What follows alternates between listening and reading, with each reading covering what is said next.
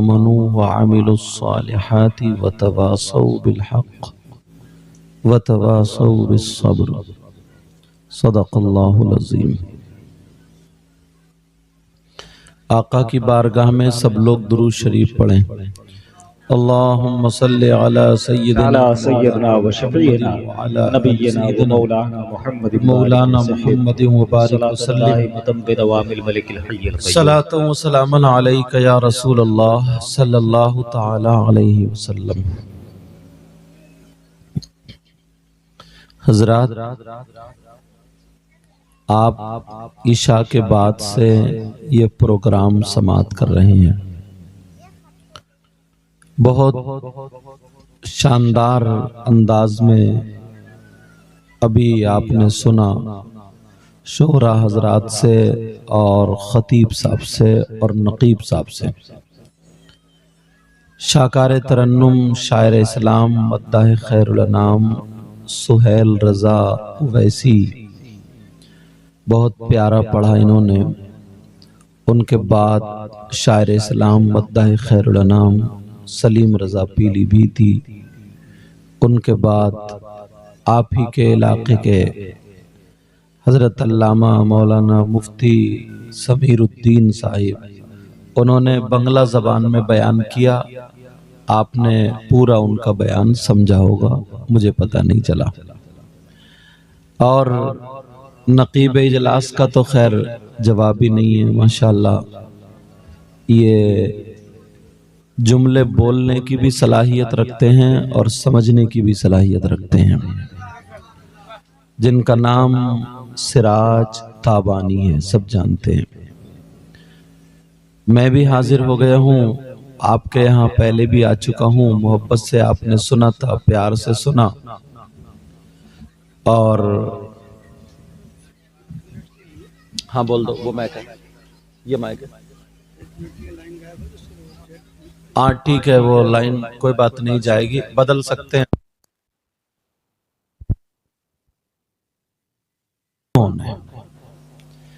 मेरी बोली तो आप समझ रहे होंगे अल्हम्दुलिल्लाह। सबसे ज्यादा बहादुर कौन है, ताकतवर कौन है? तो मौलाए कायनात हजरत अली रज़ी अल्लाह ताला अन्हु फरमाते हैं, सबसे ज्यादा बहादुर वो शख्स है जो अपने गुस्से पर काबू पा ले।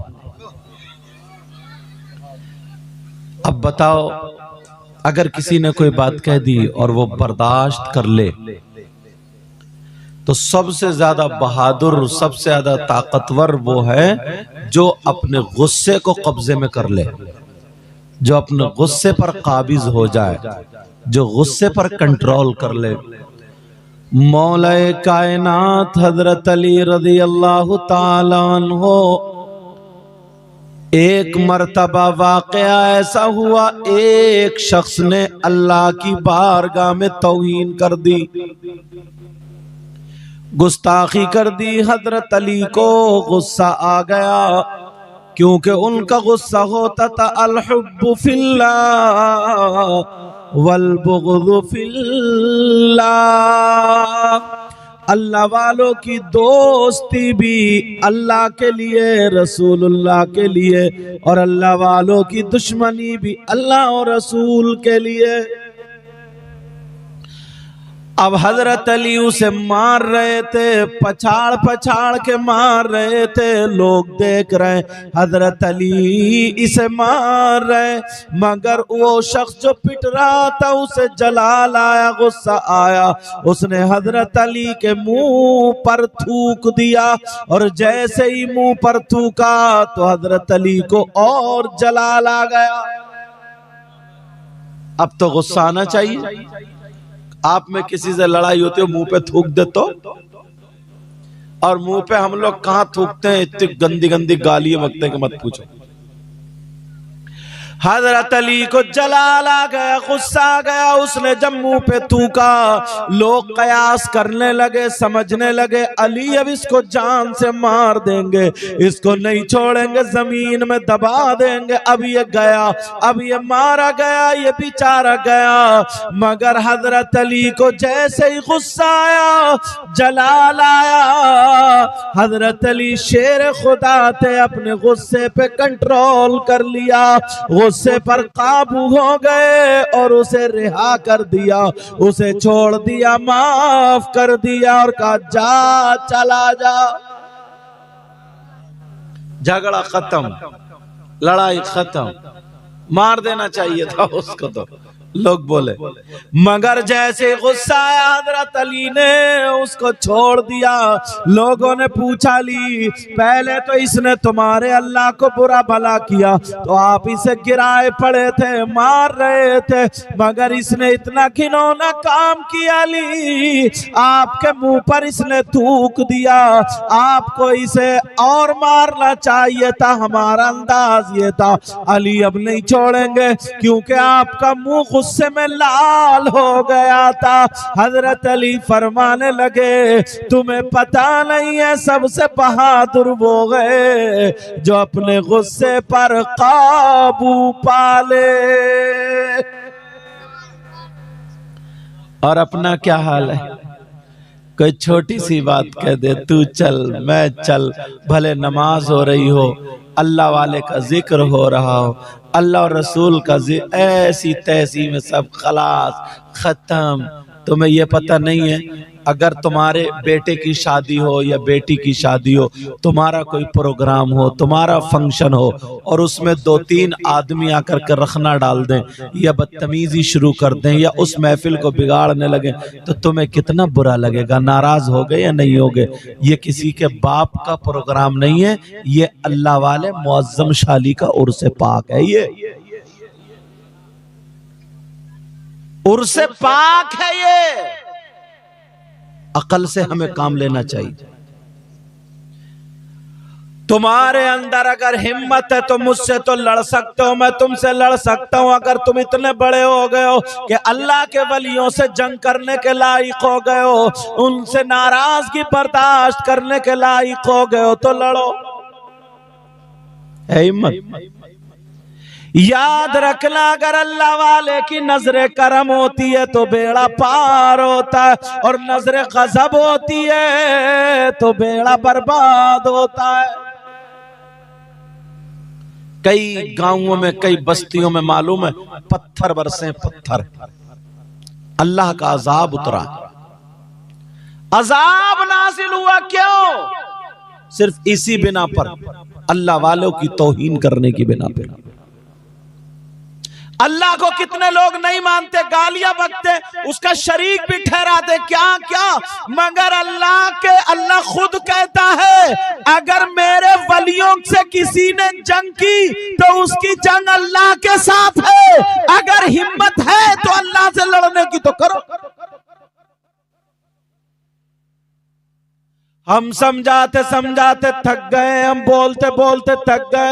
हम अपने लिए नहीं कर रहे हैं। सिराज ताबानी जो हाथ जोड़ करके मन्नतें करके नबी पर सलाम पढ़ पढ़ के महफिल को सजा रहे, ये अपने लिए नहीं, इनका आना था, आ गए, खाना खिला दिया गया, नाश्ता करा दिया गया, खाना खिलाया जाएगा, नजराना भी होगा।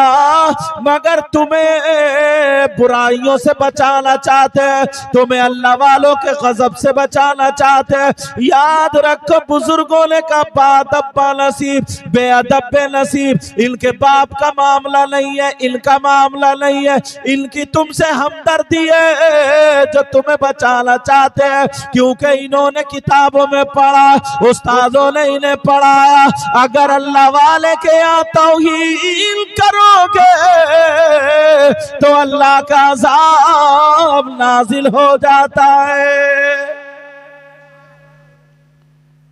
मैं दुआ करता हूं, माफी मांगता हूं, ऐ अल्लाह मौला परवरदिगार, ये नादान है, पता नहीं था, भूल में या गुस्से में अगर कोई बात ऐसे निकल गई हो, कोई जुमला निकल गया, मौला माफ कर देना। मौला इस गांव में बहारें अता फरमा देना, मौला अपने अजाब से महफूज व मामून फरमा दे। और मैं तो इसलिए भी नहीं निकालता हूं ना, 24 घंटे में एक वक्त ऐसा होता है जो जबान से निकाल दिया था वो पूरा होता। एक शख्स था हजरत, मैं तकरीर कर रहा था, मालूम है कहां पर? बुलंदशहर। वो अपने आप को गांव में हिटलर समझता था, बहुत बड़ा समझता था, इमामों की मजाके बनाता था, नमाजियों हाजियों की, कोई जलसा करने वाला पीरों की, उनकी मजाके बनाता था। बोले क्या हुसैन हुसैन करते रहते हो, खाने का ढर्रा बना लिया, यूं है और तू, मतलब महफिल में बैठ के 1-1 किलो मूंगफली ला के खुदा खुदा के बांट बांट के खाया कर, मजाक महफिल को बिगड़वाया करता था। मैं भी मुहर्रम में तकरीर करने के लिए पहुंच गया, मेरे ताल्लुक से भी ऐसी और सैयदों के ताल्लुक से भी ऐसी। 15 दिन नहीं गुजरे, 16-17वें दिन अल्लाह ताला ने उसके मुंह में कैंसर दे दिया। जगह भी बता रहा हूं, बुलंदशहर की बात है। इमाम हुसैन के ताल्लुक से, अल्लाह वालों के ताल्लुक से तो मैं हाथ जोड़ के कह के जाऊंगा, कभी हरगिज अपने नफ्स को मार लेना, खत्म कर लेना। अब वो जो था जब कैंसर हुआ अब भी उसे, और उसने शादी मालूम है क्या की थी? पर्दे वाली औरतों को कहता था, पर्दे वाली लड़कियों को कहता था बस मेरी बहनें बैठी हैं, जुमला बोलना नहीं चाहता हूं। उसने शादी की थी दिल्ली में, शादी की थी दिल्ली से, पैंट शर्ट पहनने वाली, जींस की पैंट पहनने वाली लड़की थी, जिसके 2-4 यार और भी घूमते थे, ड्राइविंग खुद करती थी, मालदार था, गांव में कई प्लॉट पड़े थे उसके, दिल्ली जैसी जगह में उसकी प्लॉटिंग हो रही थी, इतना बड़ा मालदार। मगर जब कैंसर हुआ उसने डॉक्टरों को दिखाया, इलाज के लिए गया, चेकअप कराया तो सबने ये कह दिया कि ये तो आखिरी स्टेज पर है। 1-2 दिन में, 8 दिन में आखिरी स्टेज पर कैसे आ गया? इसलिए अल्लाह ताला को, अल्लाह वालों के प्यारों को, उनकी महफिल को बिगाड़ोगे तो अल्लाह को बुरा लगेगा। जिस मुंह से वो इमामों की और आलिमों की और पीरों की, सैयदों की, खासकर असनैन करीमैन पर मुंह बनाता था, अल्लाह ने उसी मुंह में फोड़ा कर दिया। ऐसा फोड़ा कैंसर दे दिया, डॉक्टरों ने कहा इसका इलाज नहीं।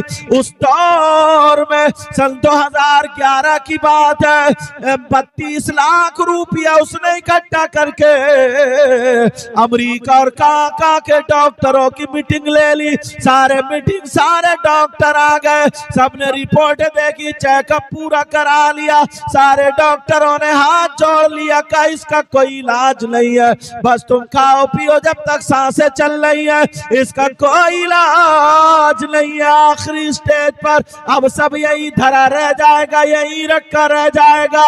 जब इतना कहा तो हिंदू डॉक्टर जो अमेरिका था सबसे पढ़ा लिखा, उसके पांवों पे ये गिर गया मुसलमान, कहने लगा डॉक्टर साहब कोई तो दवा बनी होगी।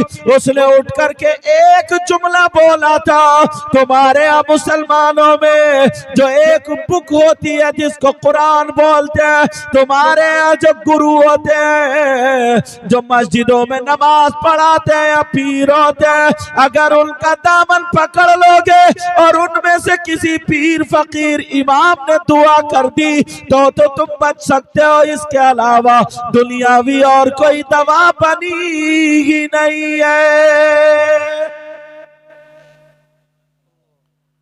मरता क्या नहीं करता, आ गया इमाम साहब के पास, कहा हुजूर मुझे माफ कर दो, ऐसा था वैसा था, यूं तू। मेरे पास पढ़ के गए थे कारी यसीर साहब, इमाम साहब पढ़ के गए थे, नाम इसलिए नहीं लेता हूं क्योंकि मोबाइलों में हो जाता। कारी साहब ने मुझे, और जब उसने लड़की ने सुना ना, वही जो पेंटियर थी उसने प्यार से शादी की थी, बड़े हिटलर बनते थे साहब, वो छोड़ के भाग गई जब सुना के मुंह में कह, क्योंकि उसके 2-4 ड्राइवर और घूम रहे थे। ऐसी लड़कियों का क्या भरोसा, तुम्हारे गांव की हैं, बापर्दा हैं, मेरी बहनें हैं, बाहया, ये असल में सच्ची औरतें। वो औरतें क्या हैं जो अपने आधे आधे जिस्म दिखा रही हैं, ठुमके इधर उधर, वो औरत कहोगे तुम उसे? फिर उसमें और नाचने वाली में कोई फर्क हो सकता है? असली औरतें ये हैं जो तुम्हें चूल्हों पे रोटी बना के दे रही हैं, गैस सिलेंडर पे चाय बना के, ये सारे काम कर रही हैं तुम्हारे घर के काम काज, इस पर भी बाज बाज इतना बदतमीज इंसान है, अपनी बीवी को आंगन में खड़े होकर गाली बकता है। इस पर भी हजरत अल्लामा मौलाना मुफ्ती समीरुद्दीन साहब ने हमें कितने फोन किए, इनसे पूछो, और फोन नहीं उठाया तो आज सबसे पहले शिकायत ये कर रहे, बोले हुजूर सारी बातें माफ कर देना मगर फोन नहीं उठा पाते हैं। मैंने कहा मजबूर रहता हूं, मैं भी कभी सो जाता हूं, कभी साइलेंट रहता। लेकिन सुनो, अब जो था वो कहने लगा, इमाम साहब ने मुझे फोन किया, बोले हुजूर ऐसे ऐसे मामला। मैंने कहा उससे जुमे, कल को जुमा भरे मजमे में तौबा करा लो सारे गुनाहों से, और 5 वक्त की नमाज का वायदा करा लो। हर नमाज के बाद 3-3 मरतबा कुल औज़ु बिरब्बिल फलक और कुल औज़ु बिरब्बिन नास पढ़ के फूंको। उसने तौबा की और तौबा करने के बाद सारे मजारों पे जाकर के माफी मांगी और नमाज पढ़ने आता था। इमाम साहब दम करने लगे, उसे रिलीफ मिलने लगा, खून और पस रुक गया, उसे खुशी हो गई, मैं ठीक होने लगा। 4 महीने गुजर गए। अब कहने लगा, उसने कहा मुझे शादी करनी है, सुधर गया वो, कहा शादी करनी है लेकिन मुझे किसी गरीब लड़की से करनी है। सैयद साहब को फोन लगाओ। मैंने कहा 38 साल का था वो उस वक्त। मैंने कहा अगर तुम्हारे यहाँ कोई बेवा हो या उसकी बेटियां हो या गरीब हो जिसके रिश्ते नहीं आ रहे हैं, क्योंकि लोग आजकल के नंगे भिखारी हो गए, क्योंकि शादी भी उसी के घर में करते हैं जिसके यहाँ से माल मिलता, माल। तुम्हारे यहाँ का मुझे पता नहीं, हमारे यहाँ बहुत बुरे हालात है। 4-4 पहियों की मांग रहे हैं, 4-4 पहियों की मंगनी होती है ना, मंगनी, इधर मंगनी बोलते हैं, इधर बातचीत, जो मंगनी में 3-3 लाख रुपए मांग रहा लड़का वाला पहले। और अम्मा जो है ना, अम्मा जब तक बेटे के रिश्ते में कान में वो ना मिल जाए ना सोने का कुंडल 1-2 तोले का, तब तक इस अम्मा मुंह फैलियागा, दिमाग ठिकाने पे नहीं लगता।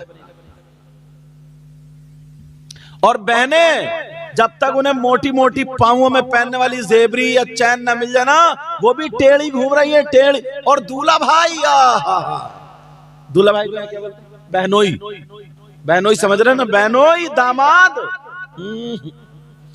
जमाई, हाँ वो तो फ्रीज में जमाई खीर।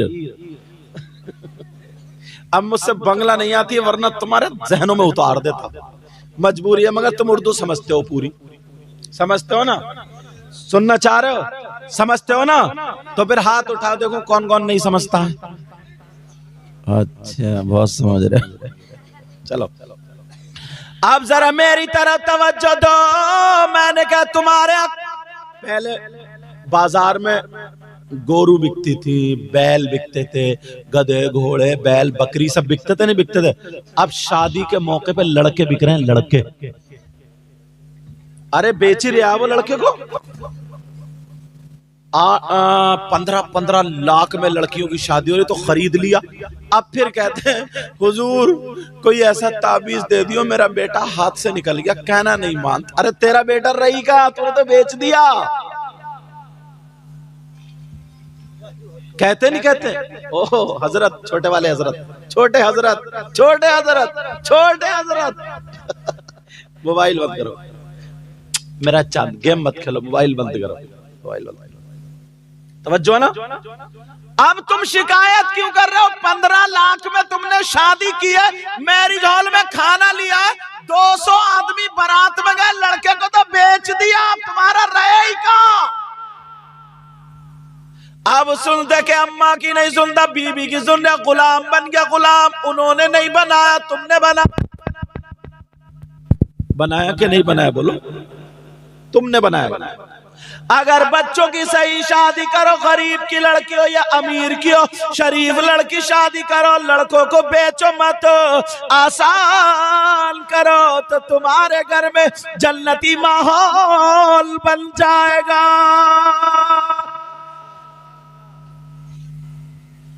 बाज लड़की ऐसी है जिसका शौहर अगर दिल्ली, बंबई, हैदराबाद, केरला या कहीं भी काम करता ना, 8-8, 10-10 महीने, 1-1 साल इतनी परेशानी में रह लेती, बुखार आता फिर भी, लेकिन शौहर का फोन आता, बताती तक नहीं है बेचारी, कहती हाँ मैं ठीक हूं, तुम तो ठीक हो ना, हाँ मैं ठीक हूं, तुम तो ठीक हो ना, हाँ मैं ठीक हूं।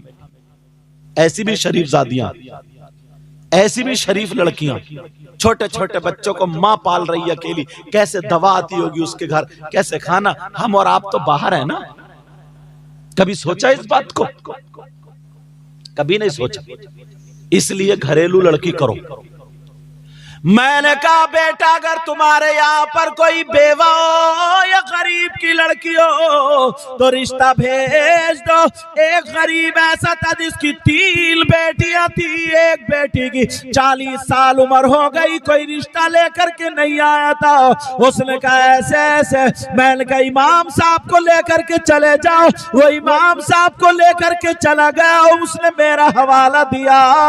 वो बेवा औरत जो थी रोने लगी, आंखों में आंसू आ गए, कहने लगी इतना बड़ा मालदार मेरे घर पे, मैं तो इसे 1 कप चाय भी नहीं पिला पाऊंगी। कहा मुझे पीना ही नहीं है, मुझे तो तुम्हारी बेटी को अपने घर की जीनत बनाना, अपनी जिंदगी की शरीक हयात बनाना है। जब इतना कहा वो कहने लगी मैं कैसे मना करूं हजरत ने कहा।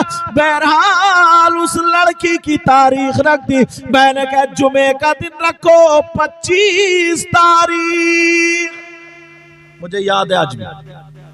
मैंने कहा 25 तारीख जुमे का दिन, जुमे में मैं आऊंगा, जुमा पढ़ाऊंगा, तकरीर करूंगा और जुमे की नमाज के बाद निकाह पढ़ा मस्जिद में। उसने कहा ठीक है। उसने पूछा हुजूर अगर खाना मैं अपनी तरफ से कर दूं लड़की वाले, मैंने कहा तुम कितने करो। उसने पूरा इंतजाम किया, जहेज वगैरह सब अपनी तरफ से टोटल, सोना चांदी जो भी होता लड़की पहनती, ताकि उसे यह ना लगे कि मैं गरीब की बच्ची हूं तो मुझे कुछ पहनने को नहीं मिला। समझ रहे हैं ना मेरी बात? सारे काम हुए। अब मैं पहुंच गया, पूरा गांव इकट्ठा था, हलचल थी। मैंने नमाज के बाद जब निकाह पढ़ा दिया, उसने खड़े होकर के ऐलान कर दिया मेरी 2 साली बच्ची है, वो मेरी बहन जैसी है, अगर कोई बाशरा उनसे रिश्ता करेगा तो चौराहे पे जो मेरी दुकान है, मार्केट है, उनमें से एक दुकान दूंगा, जौन सी चाय ले लेगा और कारोबार करने के लिए 10 लाख से 15 लाख रुपए मैं बतौर तोहफा पेश करूंगा। उन दोनों लड़कियों के भी रिश्ते हो गए। अल्लाह, अब जरा सुनो, 6, 7, 8 महीने गुजर गए। 8 महीने के बाद अब फिर उसका वो जख्म हरा हो गया, जख्म हरा हो गया। अब उसे परेशानी फिर खा ले, चेकअप कराया, डॉक्टरों ने फिर कह दिया तो हरा हो गया, ये दोबारा रिन्यूअल हो गया। दिक्कत इधर 10 महीने गुजर गए, उसकी बीबी भी उम्मीद से हो गई, बीबी भी उम्मीद से। बीबी को पता चला, जैसे ही पता चला बीबी को, चेहरा नहीं दिख रहा था, अब मुझे दिखने लगा। मेरा नहीं, मुझे आपका। सोचो फोटो को मारे कर रहा है। अल्लाह मुझे आपको सबको बुरी चीजों से बचाए। अब सुनो, 5वां महीना तकरीबन उसको शुरू हो गया। इधर जो था उसका फिर खून जारी हो गया, बस यहां से। अब वो परेशान हो, अब वो लड़की रोते रोते परेशान, ए अल्लाह तूने मेरे निकाह में दिया भी तो ऐसा। इतनी रो रो के दुआएं कर रही है। मैं तकरीर करके आया था, वनुनज़्ज़िलु मिनल क़ुरआनि मा हुवा शिफ़ा व रहमतुल लिल मुमिनीन, इस मौजू पर। कुरान जो है मोमिनों के लिए शिफा भी और रहमत भी है। उसके घर में मेरी तकरीर सुनी जाती थी मोबाइल में। उसने कहा मैंने ऐसे से सुना, इमाम साहब से पूछो और हजरत से फोन करो, ऐसे से कुरान में कोई आयत तो होगी जो इसका इलाज होगी। उसने कहा अगर इजाजत हो तो मेरी बात करा दो। शौहर ने फोन लगा करके मेरी बात कराई। मैंने कहा बेटा हाँ बताओ। कहने लगी हुजूर मामला ऐसे ऐसे, फिर ये जख्म हरा हो गया, मुझे पता भी नहीं था कुरान में कोई तो आयत ऐसी होगी। मैंने कहा हाँ बेटा कुरान में आयत है, वला रत्बि वला याबिसिन इल्ला फी किताबिम मुबीन। कुरान में हर खुश्क व तर चीज का बयान है, कोई भी ऐसी चीज नहीं है जो कुरान में ना हो। हाँ बेटी कैंसर का भी इलाज है, अगर कोई पढ़ने वाला मिल जाए तो वो गरीब की बच्ची थी। कहने लगी ओ हुजूर मैं अपने शौहर पे अपनी जान कुर्बान कर दूंगी। जहेज नहीं लाई मगर जान कुर्बान कर रही है। आप आयत बता दो। मैंने कहा ठीक है। मैंने कहा 29वां सिपारा उठा, दूसरा रुकू निकाल ले, आयत में पढ़ रहा हूं। अल्लाह फरमाता बिस्मिल्लाहिर रहमानिर रहीम अला यअलमु मन खलक व हुवल लतीफुल खबीर।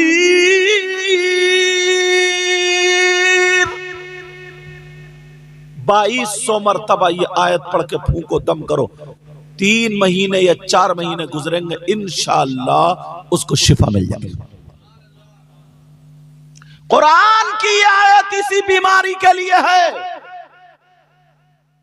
मगर हम हैं बैठते ही नहीं जलसे में, छोटी छोटी बातों पर लड़ाई करके इधर उधर और पूरे मजमे को बिगाड़ना।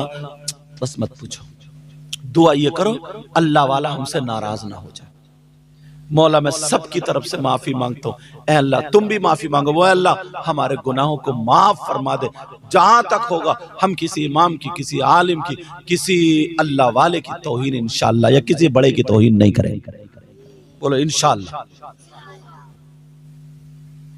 अब उसकी बीवी इधर 5वां चौथा महीना, यार जिस लड़की को पेट से हो उम्मीद हो, एक तो वैसे ही वो बेचारी गिरी पड़ी रहती है, कमजोर रहती है, एक तो उसने खाना पीना बंद कर दिया शौहर की वजह से, कमजोर होने लगी वो।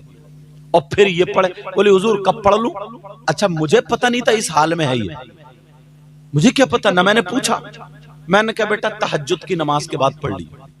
बोली ठीक है, वरना मैं ईशा के बाद बता देते, किसी और टाइम उसको थोड़ी आसानी हो जाती। मगर उसने कहा मुझे तो परफेक्ट बता दो, मेरे खून का एक कतरा मेरे शौहर के नाम है। क्या बात है यार, ऐसी बीवियां। तुम तो केरला चले जाते हो, तुम तो हमारे मुमताज भाई हैं हैदराबाद, समझे, ये उधर, और कितने लोग कहाँ कहाँ चले। अपनी बीबी से कभी पूछा, अपने बच्चों से पूछा, वाकई ये शरीफ औरतें हजरत, ये नेक औरतें। और जब आया करो ना घर पे, आया करो तो मोहब्बत से रहा करो यार, इसके बड़े अरमान होते हैं, प्यार से रहा करो। बाज इंसान ऐसा ना हुआ अपने ठाट बाट रह रहा है, ऐसी वैसी सब कुछ खा रहा, फिर घर आ गया बीबी के पास तो न ढंग से बोले न चाले न उसकी सुने, टेढ़ा टेढ़ा घूम रहा, उधर भाग गया इधर भाग गया, लड़ाई कर रहा, सुबह के खाने पे लड़ाई, दोपहर के खाने पे लड़ाई, शाम के खाने पे लड़ाई। दुआ करती है अल्लाह इससे तो मैं अकेली ठीक थी। बाजी क्या करे, तुम 8 दिन के लिए आए, 10 दिन के लिए आए, 1 महीने के लिए आए, अगर वो कह रही है उसे उसके ससुराल घुमाने ले जाओ। वो कौन है, तुम कोई भगा के थोड़ी लाए हो, खरीद के थोड़ी लाए हो, वो शान से आई है, तुम्हारी जिंदगी है वो।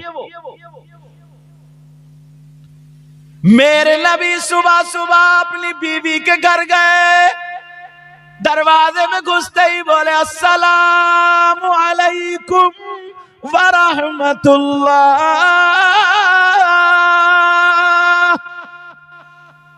है तुम्हारा मकाम नबी की बराबर है किसी का?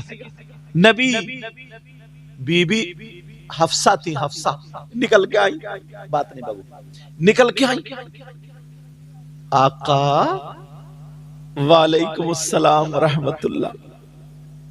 आका आका आका का हाथ लिया और बीवी ने चूम लिया। कहने लगी आका आज तो मेरे घर में बहारें आ गई। और नबी जहां पहुंचे वहां बहारें ना। यार मेरे नबी ने जो शादी की है ना, तुम क्या समझ रहे हो, इसलिए कि अपने नफ्स के लिए कि अपनी ख्वाहिशात के लिए नहीं, इसलिए शादी की है ताकि मेरे उम्मतियों को पता चल जाए शादी करने के बाद जिंदगी कैसे गुजारते हैं। इसलिए शादी की है। मेरे नबी को मुअल्लिम कायनात बना करके अल्लाह ने भेजा है। हफ्सा कहने लगी, हफ्सा बोली, आका मेरी ख्वाहिश है ना आज मैं खाना बना लूं और आप बता दे मैं क्या बना। तुमने देखा होगा जब तुम आओगे ना तो बीवी तुम्हारी तुमसे प्यार में पूछती होंगी, अजी आज मैं क्या बनाऊं ये बताओ, क्या वो उसका प्यार होता है। और बाज आदमी इतना बदतमीज है जूता चप्पल पकड़ देता, अच्छा तो जी ये भी पता नहीं क्या बनाऊं। और अगर उसने बना लिया तो फेंका फांकी करता, कैसा बना लिया ये, इससे तो मैं वही अच्छा था, यूं है और तू घर आके मेरा नसीब फूट गया, यूं हो गया। तो यार इंसानियत बोलोगे इसे, खुद बताओ ये इंसानियत है। मेरे नबी कहने लगे, हफ्सा आज मैं नहीं बताऊंगा, तुम्हारी मर्जी का खाऊंगा, तुम्हारी मर्जी का खाऊंगा, तुम बोला। बोली ठीक है। आका बैठे, पानी पिला, जल्दी जल्दी अब बना रही है खुशी खुशी। यार धोखे में 2 मरतबा नमक डाल दिया। नमक कितनी मरतबा भूल जाती है ना खुशी में, 2 मरतबा नमक। अब आई दस्तरखान लगा दिया, दस्तरखान लगा करके रख दिया खाना। आका आइए। मेरे आका बैठे, बैठने के बाद आका तनाबुल फरमाए। नबी बोले, हफ्सा क्या तुम नहीं खाओगी? वो तुमसे ना, तुम्हारी बीवी सोना चांदी रुपये पैसे तुम्हारी जिंदगी नहीं, तुमसे 2 मीठे बोल चाहती है। वो तुमसे थोड़ा सा प्यार चाहती है। उसकी भी कुछ खुशियां होती हैं, उसके भी कुछ ख्वाब होते हैं। वो भी अपने बाप को छोड़ के आई है, माँ को छोड़ के आई है, भाई को, जिसकी खातिर छोड़ के आई है, और वो टेढ़ा टेढ़ा चल रहा है तो उसका क्या होगा? किसके सहारे रहेगी वो? आका तनावुल फरमाए, मेरे नबी ने फरमाया, हफ्सा क्या तुम नहीं आओगी? हफ्सा आई और कपड़े समेटे प्यार से नबी की बराबर में बैठ गई। मेरे नबी बोले, हफ्सा पहले लुकमा तुम खाओ। हफ्सा कहने लगी, आका आज मेरा नफली रोजा है, मेरा नफली, अगर इजाजत दे तो तोड़ लूं। इजाजत बानी शरीयत है ना, और नफली रोजा इजाजत दे तो तोड़ लूं। नबी बोले, ना हफ्सा मत तोड़ो, रोजा मत तोड़ो। हफ्सा ने एक लुकमा लिया, औरतें भी सीख लें इससे। बाज माथे में घुंडी यूं, एक तो पहले से ही मुंह नहीं धोया इसने। कहीं जाएगी मार्केट में ना तो क्रीम पे क्रीम, पाउडर पे पाउडर, और शौहर के सामने सड़ौवी घूम रही है, सड़ौवी। जिसके लिए मेकअप जायज था, क्रीम लगाओ अपने शौहर के लिए, मेकअप करो अपने शौहर के लिए, बन ठन करो अपने शौहर के लिए, अच्छे कपड़े पहनो अपने शौहर, इन्हें बेचारों को सड़ौवी मिल रही है नहीं सिराज तावानी साहब? कहां मार्केट जाएगी, शादी में जाएगी तो जाएगी बन संवर के, वो गैरों के लिए, और वहां जान ऐसे जायज नहीं है। मेरे नबी की बीबी ने एक लुकमा तोड़ा, सब्जी में लगाया और लगा करके पेश कर दिया, का कबूल कर ले। हमारे घर की औरतें सालन निकाला, रोटी, बैठो बेटा, ओ बाबू मेरा चांद, रोटी निकाली, सालन निकाला और जल्दी से फेंका फांका और जाके बावर्ची खाने में घुस गई। जैसे मजदूरों को खिला रही है, नौकरों को खिला रही है, भिखारियों को खिला। तेरा शौहर है ना ये, तेरा शरीक हयात है ना ये, तेरी जिंदगी है ये, तेरा प्यार है ये। तू घर की मलिका है और मालिका, भाग के नहीं आई, इज्जत के साथ 100-200 आदमी गए तो लेके आए। अब जरा सुनो, मेरे नबी की तरफ को लुकमा बढ़ाया। नबी ने हफ्सा का हाथ पकड़ा और ऐसे ही अपने मुंह की तरफ लाए, अपनी बीबी की तरफ लाए और मुंह में लुकमा ले लिया। इतनी तुम्हारी जिंदगी गुजर गई है बहनों की और भाइयों की, ईमानदारी से बताइए किसी घर में ऐसा हुआ? ऐसा नहीं हुआ। बताऊं कैसा हुआ है? जब जाएंगी शादी में, नए नए जोड़े होंगे, वहां जाकर के बेहयाई करेंगे, वहां जाकर के बेहयाई होगी, घर के अंदर प्यार नहीं होगा। हफ्सा अब जैसे ही मेरे ओ बच्चों ले जाऊंगा मदरसे में पकड़ के, तवज्जो रखो मेरी तरफ। अब जैसे ही मेरे नबी ने लुकमा दिया, हजरत नबी ने लुकमा दिया, अब इतना कड़वा, इतना क्यों 2 मरतबा नमक डाल दिया, इतना कड़वा, नबी कूद गए। अब ना निगला जाए ना उगला जाए। अब नबी कभी इधर को कर ले कभी इधर को, पसीना आ गया कड़वाहट से। हफ्सा डर गई, पता नहीं क्या हुआ। आ जाओ सरकार, तुम तो वैसे ही प्यारे लग रहा, बिस्मिल्लाह पढ़ के फूंक दो ताकि नजर ना लगे। बिस्मिल्लाह, अब बैठ दो, यही अब बैठ दो, वरना तुम तकरीर करने नहीं दोगे। समझ रहे? मेरा बेटा भी इससे थोड़ा बड़ा, सैयद मुस्तफा हसन।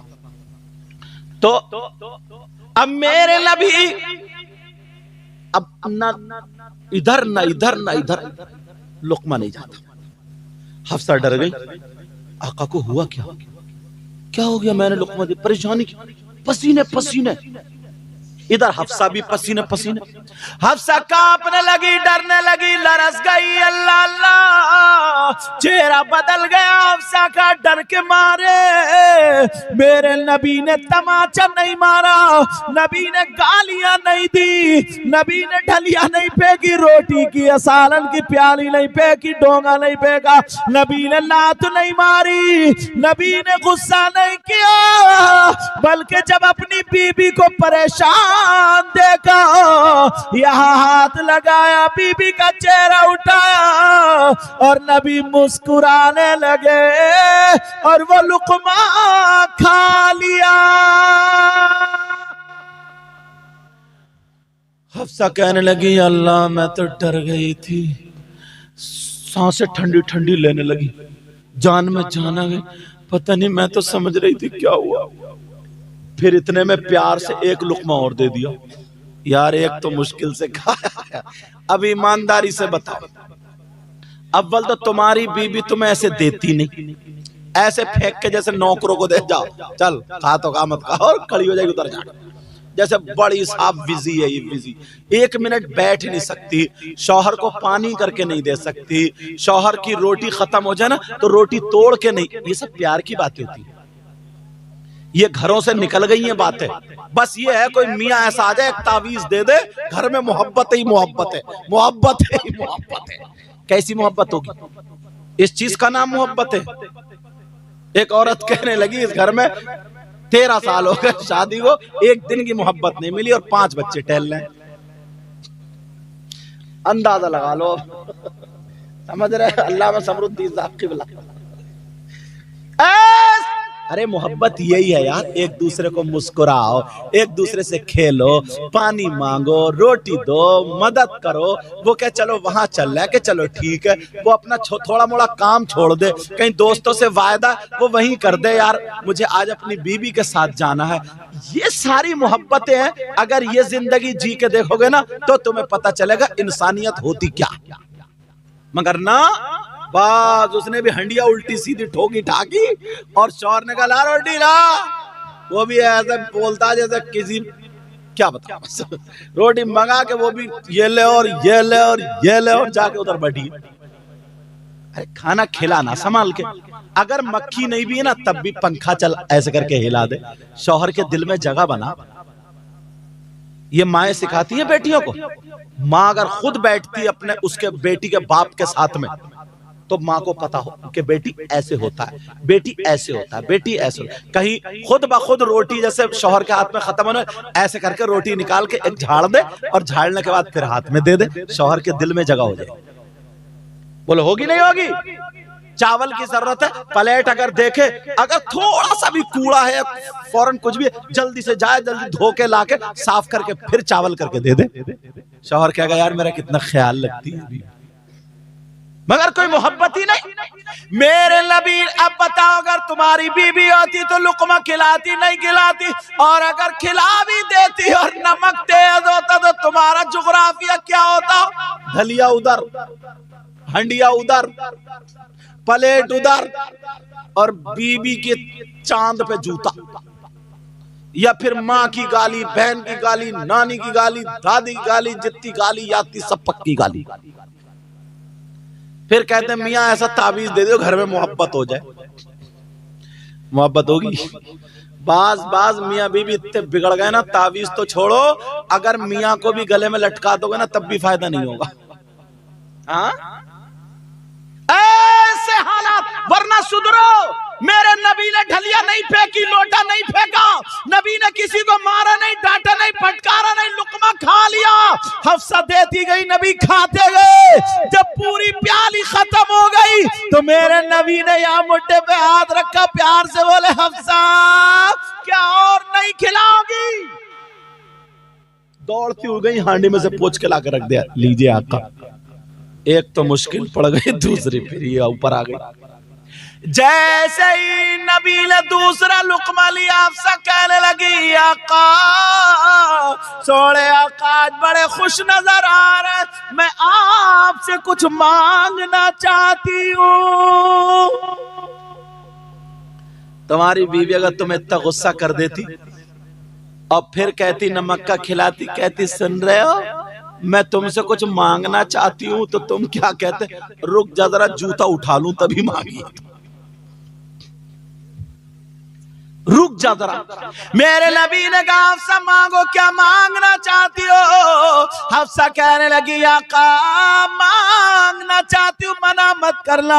और मेरे आका मना फरमाते ही नहीं थे। तभी तो आला हज़रत ने तर्जमानी की, वाह क्या जूदो करम है शहबत हा तेरा, और नहीं सुलता ही नहीं मांगने वाला तेरा। आज के बाद किसी पे गुस्सा हो गए, लड़ाई करोगे, गुस्सा आएगा तो गुस्से पे कब्जा करोगे, काबिज हो जाओगे, थूक दोगे गुस्से को, बोलो।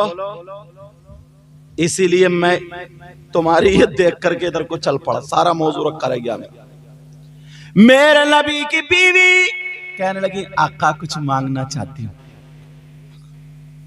आका ये जो सब्जी है ना, अगर मेरा रोजा नहीं होता तो मैं आपके साथ खाती एक दो लुक़मे, मगर आका थोड़ी सी अपनी झूठी छोड़ देना, थोड़ी सी झूठी छोड़ देना। क्यों?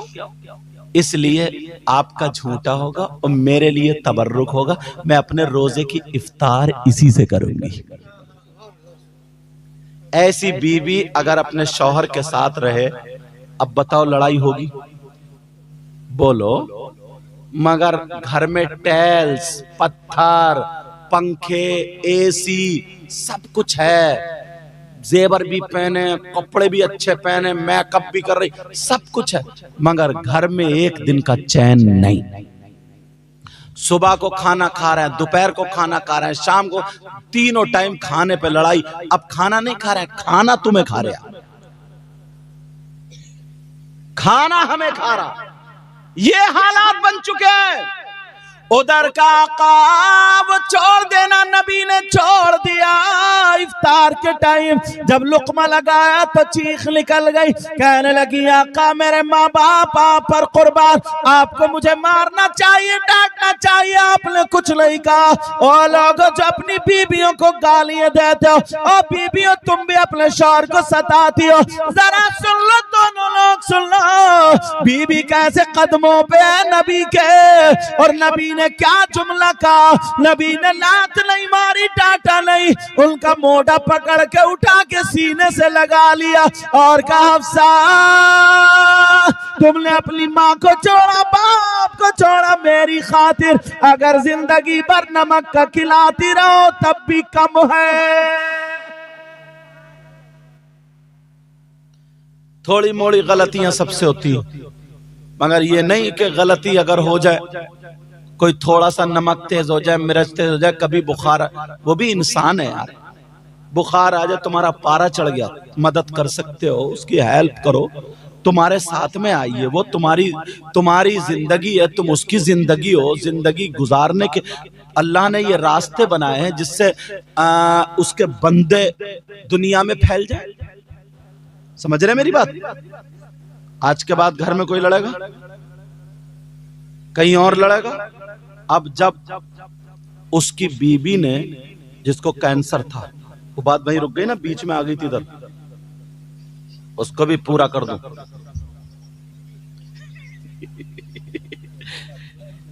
बाबू, ओ बाबू, मेरा जान, ऐसे देखो, ये देखो, ये देखो, ये मोबाइल बंद कर लो बाबू, मेरी तरफ तवज्जो।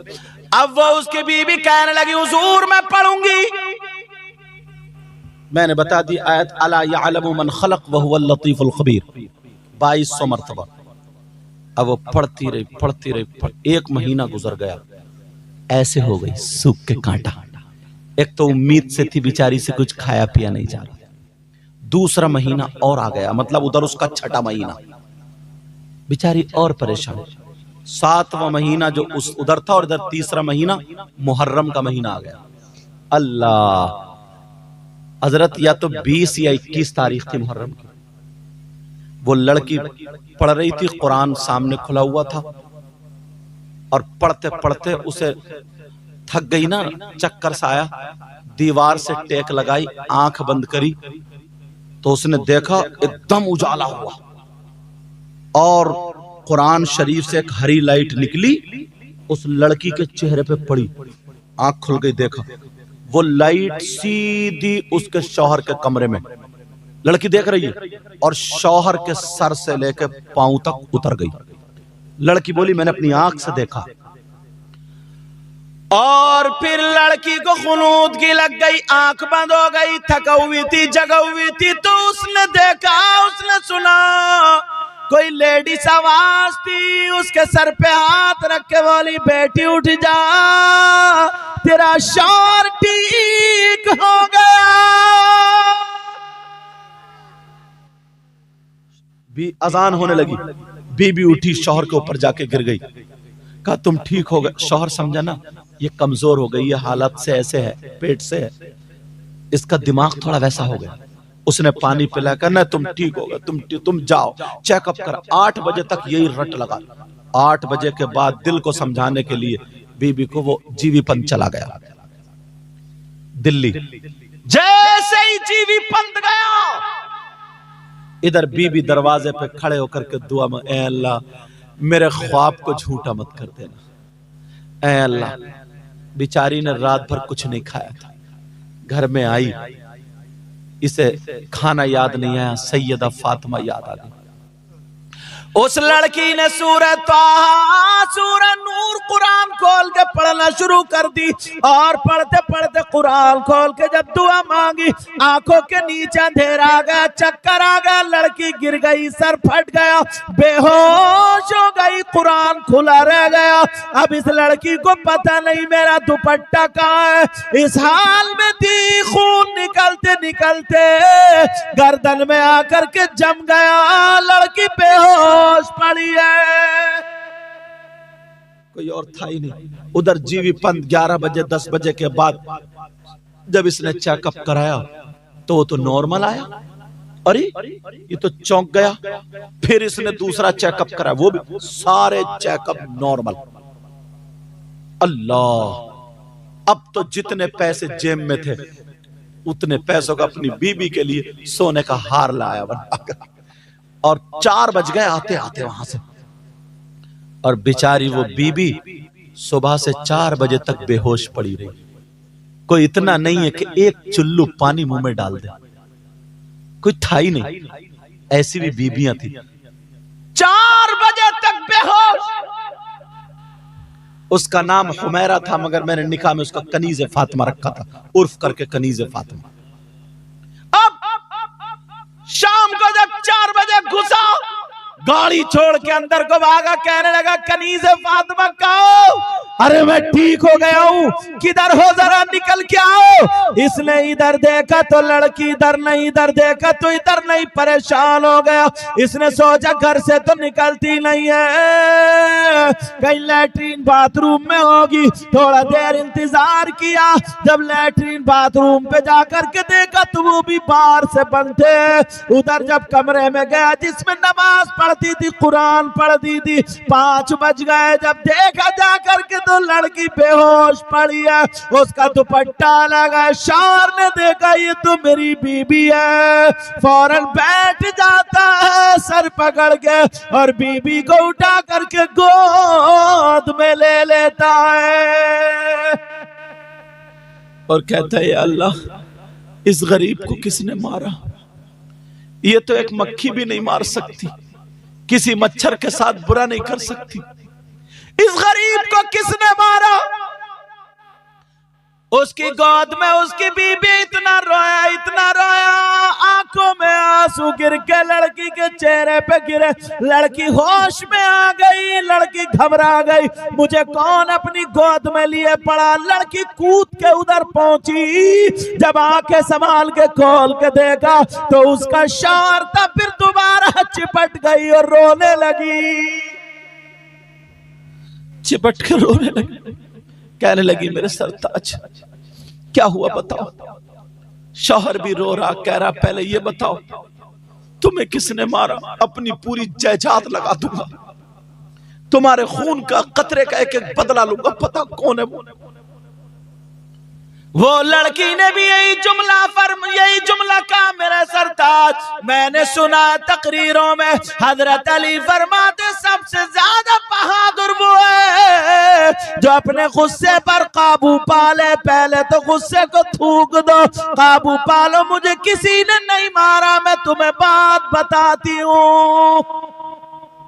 लड़की ने बताया मैंने कुछ नहीं खाया था रात भर, मैं परेशान थी, मैंने ऐसे ऐसे मामला देखा, तुम चले गए और जैसे ही पहुंचे तुम तो फिर मैंने कुरान शरीफ पढ़ा और वो कुरान शरीफ है, जल्दी से उठी, उसे ढका, बंद करा और फिर मेरी आंखों के नीचे अंधेरा आ गया, मुझे पता नहीं मैं कब गिरी, क्या हुआ।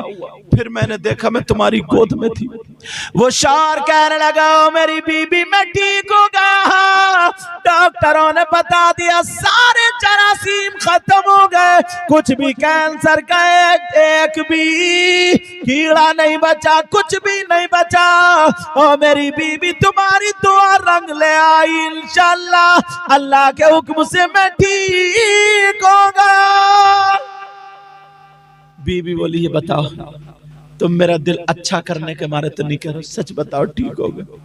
फिर उसने सीने से लगा दिया, कहा मैंने उस लड़की के पीछे कितने पैसे बहाए थे, वो मुझे छोड़ के चली गई, मगर सही मानो में तुमने मेरी जिंदगी बदल दी, आज मेरी जिंदगी तुम पे कुर्बान हो। ये शौहर बोला, कहा सच है, मैं तुमसे झूठ नहीं बोलूंगा। बीबी बोली मेरे सरताज मुझे 2 मिनट के लिए छोड़ दो, बस हाथ खोल दो। उसने छोड़ दिया, लड़की सीधी नल पे गई, वुजू बना करके अपना खून सब पोंछने साफ करने के बाद, शौहर नहीं पोंछ दिया था, बिल्कुल साफ करने के बाद गई, उसने वुजू बनाया, मुसल्ला बिछाया, 4 रकात नमाज शुक्राने के अदा करती है। 4 रकात नमाज, ऐसी बहनें बनो, 4 रकात नमाज शुक्राने के अदा करती है। और फिर बीबी आई, माथे को चूम लिया, कहती है अल्लाह तेरा शुक्र है, अल्लाह तेरा। कहा मैं तुम्हारे लिए तोहफा लाया हूं। क्या है? इधर आओ। उसने जो था वो हार निकाला, क्योंकि मियां बीबी हैं, तीसरा कोई था ही नहीं। कहा दुपट्टा हटाओ। उसने सर से, जायज है क्योंकि मियां बीबी कोई तीसरा नहीं, उसने दुपट्टा हटाया, अपने हाथों से अपनी बीबी को हार पहनाया। कहा ये आज अगर मेरे पास इत्तेफाक से इतने ही पैसे थे, अगर 10 लाख भी होते तो सब के सब तुम्हारे लिए तोहफा लेके आता। अल्लाह जब इतना कहा कि ये तुम्हारे लिए, बीवी ने पहना, दुआएं दी। का सरताज इसकी मालिक मैं हूं? का जी आप मालिक, मैं कुछ भी करूं? का कुछ भी करो, और चाहिए तो बोलो। का नहीं नहीं इतना बहुत है। का इसकी मालिक मैं हूं? कहा जी। इसने खोला और खोलने के बाद अपने शौहर के सर पे से उतारा, कहा जाओ मैं आपकी जान का सदका अदा करती हूं। कहा जाओ एक मेरी सहेली है, 1-1.5 महीने के बाद उसकी शादी है, उसके यहाँ कोई इंतजाम नहीं है, जाओ मेरे सरताज, जब मैं इसकी मालिक हूँ, मालिका हूँ, आप मेरी जान हो, मैं अपनी जान का इशार से सदका उतार रही हूँ, जाओ उसके घर जा करके दे आओ। इन्होंने कहा बीबी चलो तुम भी चलो। दोनों मियां बीबी तैयार हो गए, वो हार पैक किया, उसके हाथों से दिलवा दिया और 70,000 रुपए उसने और तोहफे में पेश कर दिए। आज भी है वो गरीबों के काम आता है। किसी अल्लाह वाले की महफिल मत बिगाड़ना, समझ रहे मेरी बात? कभी नहीं, कभी नहीं। खुद सोचो अगर किसी का जरा सा भी किसी का कुछ हो जाता अपना भी, तो क्या से क्या बनता, कितना बुरा लगता। कहते जाओ अपने घर जाके करना ये जो कुछ करना, तुम्हें महफिल नहीं दिख रही है? और अगर अल्लाह वाले ने ये कह दिया ना तो काम के नहीं रहोगे। आखिरी बात बताऊं और फिर इंशाल्लाह आगे गुफ्तगू इन लोगों की सुनोगे। आखिरी बात, रामपुर में एक अल्लाह वाले हैं जिनका नाम सैयदना शाह हाफिज जमालुल्लाह है। लखनऊ में इनके एक खलीफा हैं, मुरीद हैं, बहुत बड़े आलिम हैं, जिनका नाम हजरत अल्लामा मौलाना फिदा अली। उनको प्यार में मुल्ला फिदा अली बोलते, और पहले जैसे आज अल्लामा बोलते, पहले मुल्ला। मुल्ला का बहुत बड़ा लफ्ज का मुल्ला फिदा अली। वो कहते हुजूर आए आए, कभी तो तशरीफ। शाह दरगाही से कहा, दरगैया जा मुल्ला से कह दे हम आ रहे हैं आज। खबर भिजा दी उन्होंने। अरे शाह दरगाही में हुए, जब वहां पहुंचे खबर पहुंच गई तो मौलाना फिद अली खुशियों का ठिकाना नहीं था। फूल बरसा दिए, आले रसूल आ रहे हैं, अल्लाह वाले आ रहे हैं, मेरे पीरो मुर्शिद आ रहे हैं, सैयदजादे आ रहे हैं, यूं आ रहे हैं। तो वहां पे कुछ लोग ऐसे ही थे नाखंदे, उन्होंने कहा चलो यार हम इनकी महफिल बिगाड़ेंगे। कहा कैसे बिगाड़ोगे? कहा हम इनकी महफिल बिगाड़ेंगे। उनमें से एक जो था ना, कहा तू झूठ मूठ का मर जाना, हम तुझे कफन पहना देंगे और किसी को देखने ही नहीं देंगे, और फिर उस अल्लाह वाले से कहेंगे नमाज जनाजा पढ़ा दो।